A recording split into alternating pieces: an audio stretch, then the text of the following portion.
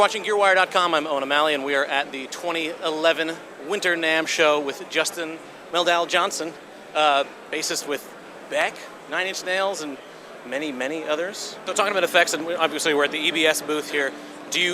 Are you a big Stompbox user as a bassist? Yeah. Do you have a lot of Stompboxes? Yeah. Do you have a sort of a favorite or recent one that you like a lot? No such item. Like, who's your favorite child, or like, who's your favorite, like, I don't know, what's your favorite color, you know, I don't know.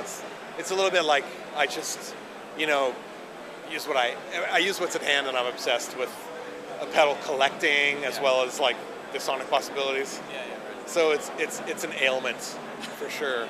You know, a lot of afflictions and ailments. Yeah, you know, whatever. Gear-related. It's like my pre-midlife crisis. For instance, like with EBS, like the thing that they make that's like become a fixture for me is something called a valve drive, which is like, for me, the only like tube pedal, because that's such a buzz thing. Like, yeah, our pedal's got a tube in it.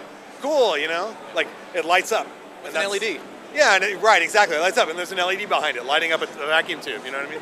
But in this case, it's like, it sounds like a really gnarly tube amp, and all the range of a tube amp.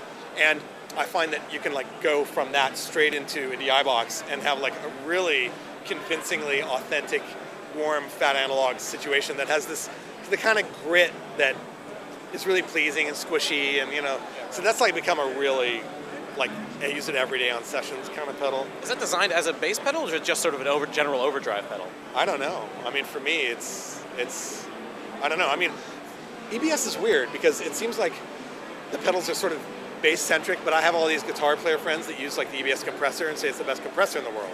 So, and likewise, there's a reverb pedal that they make that I know a lot of keyboard players and guitar players love.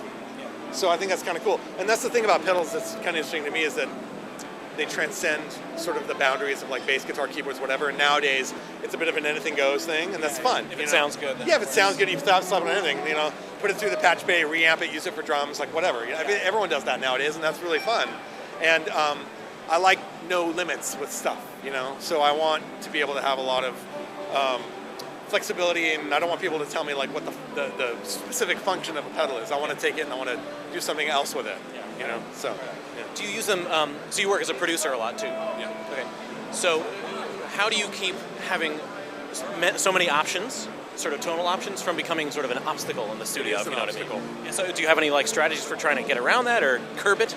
That's a really good question, because frankly, it's a problem. Yeah. And sometimes I find myself like, there's actually too much gear here, or there's too much significance put on the mechanics of the process, if you will.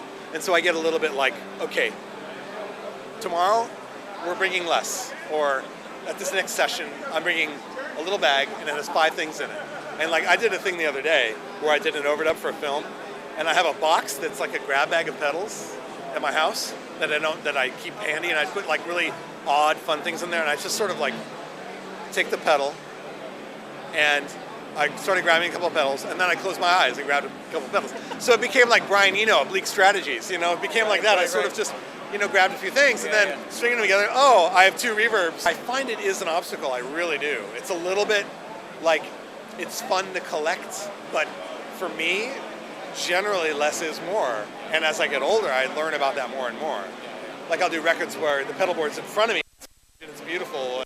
I'll use 1 thing on it, 2 things on it, all session long, and that's fun. Do you think there's a, you know, sort of digital editing versus the old, like, sort of like linear analog production world?